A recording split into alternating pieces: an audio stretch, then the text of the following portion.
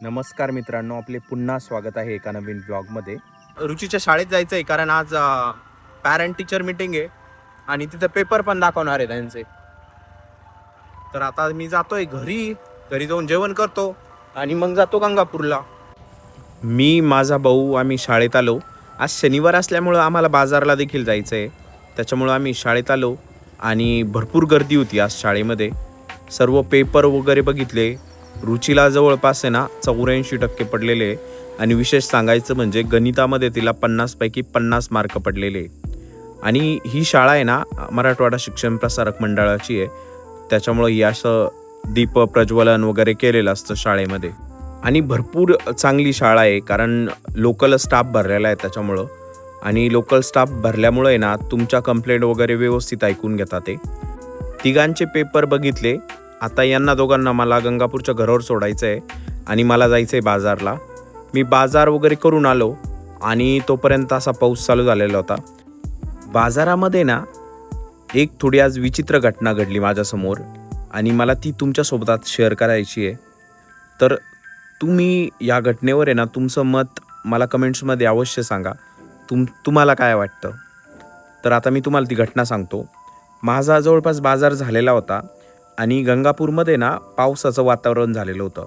म्हणजे पावसाच्या आधी जे वारं वगैरे सुटतं ना तसं वातावरण झालेलं होतं. आणि माझा बाजार झालेला होता. मी बाहेरच पडत होतो.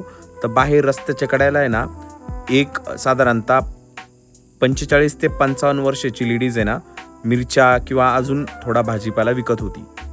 आणि मी तिथं थांबलेलो होतो कारण मी पण तिथून मला डांगर घ्यायचं होतं, ज्याला गंगाफळं म्हणतात भरपूर लोक, ते घ्यायचं होतं. म्हणून मी तिथं थांबलेलो होतो. त्या आजीकडं नाही, एक्झॅक्ट त्यांच्या शेजारी थांबलेलो होतो. आणि तितक्यात काय झालं ना की एक साधारणतः 70 वयाच्या आजी असेल, साधारणतः 70 वय असेल त्यांचं, कारण साडी वगैरे वेगळ्या टाईपची घातलेली होती म्हणून. आणि वय पण दिसत होतं त्यांचं तितकं, साधारणतः 70 वर्ष वय असेल. तर त्यांनी काय केलं ना, जी व्यापारी होती किंवा जी विक्रेती होती भाजीपाला लेडीज, त्या अशा कॉर्नरला बसलेल्या होत्या. तर एका साईडला एक गिराईक होतं आणि त्या ज्या 70 वर्षाच्या आजी होत्या त्या दुसऱ्या साईडनी होत्या.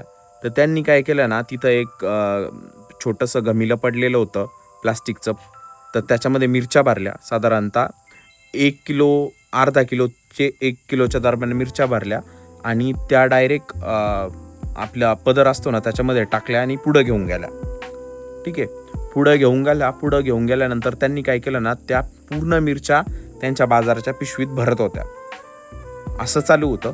आणि तितक्यात ही जी विक्रेता महिला आहे तिला तिच्या शेजारच्यांनी सांगितलं, तुझ्या मिरच्या साधारणतः 1 किलो ती समोरची एक म्हातारी घेऊन गेली, तर तू जा आणि त्या मिरच्या घेऊन ये वापस. मग ही लगेच उठली विक्रेत्या आणि तिथं गेली. साधारणतः 30 फुटावर असेल ती आजी, गर्दीच होती तिथं.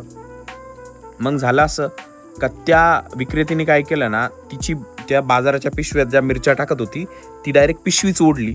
त्याच्यामुळं काय झालं ना, जवळपास अर्ध्या मिरच्या ह्या रस्त्यावर सांडल्या. आणि ही व्यापारी तिला म्हणली किंवा भाजी विक्रेती तिला म्हणली, काय या खाली पडेल मिरच्या मला आणून दे, तरच तुला बाजाराची पिशवी देईल म्हणे मी, नाहीतर हा बाजार मी तुझा रस्त्यावर पांगून देईल म्हणे डायरेक्ट.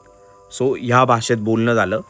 आणि हे सर्व होत असताना मी तिथं थांबलेलो होतो आणि मी बघितलं. मी थोडं समोर जाऊन थांबलो, त्या आजीच्या जिथं मिरच्या सांडलेल्या जाऊन थांबलो. आणि त्या आजी रडायला लागलेल्या होत्या, डोळ्यातून पाणी पडत होतं त्यांच्या. खूप वाईट वाटलं मलाही. त्या आजीनी नंतर त्या मिरच्या गोळा करून मागे गेल्या.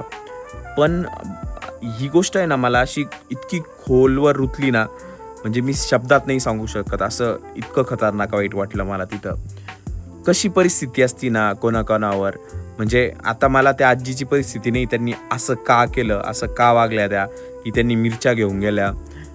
पण त्या रडत ज्या यांनी होत्या ना, तर मला तरी असं वाटलं त्यांची काहीतरी मजबुरी असेल. भरपूरसे लोक असतात की म्हणजे म्हातारे, की त्यांना त्यांचे मुलं वगैरे सांभाळत नसतात किंवा पैशाची पण चणचण असू शकते. गरिबी माणसाला भरपूर वाईट पण दिवस दाखवते आणि त्याचे कदाचित हे परिणाम पण असू शकतात. ही एक परिस्थिती वाटती मला. आणि दुसरी बाजू अशी वाटते का त्या आजीला कदाचित चोरायची पण सवय असू शकते. पण जर चोरायची सवय असती ना, त्या आजी रडल्या नसत्या असं मला वाटतं. पण हा प्रसंग माझ्यासमोर घडला ना, मी या केसमध्ये काहीच करू नव्हतो शकत. फक्त तिथं बघत बसलेलो होतो आणि मला किंबहुना काही सुचत पण नव्हतं. म्हणजे काय करायला पाहिजे होतं मी या केसमध्ये, कळतच नव्हतं. जर तुम्ही ह्या परिस्थितीत असते, तर तुम्ही काय केलं असतं? हे मला कमेंट्स करून नक्की सांगा. आणि तुम्हाला काय वाटतं, ह्या ज्या आजीनी मिरच्या घेतल्या, याला लाचारी म्हणायची का याला चोरी म्हणायची? का परिस्थितीपुढं हतबलपणा म्हणायचा? काय वाटतं तुम्हाला? हे मला नक्की कमेंट्स करून सांगा. आणि जर तुम्ही माझ्यासारख्या या परिस्थितीमध्ये असता, तर तुम्ही काय केलं असतं? हे पण मला कमेंट्स करून सांगा. जर हा व्हिडिओ तुम्हाला आवडला असेल, तर व्हिडिओला लाईक करा, चॅनलला सबस्क्राईब करा. Thanks for watching. Bye bye.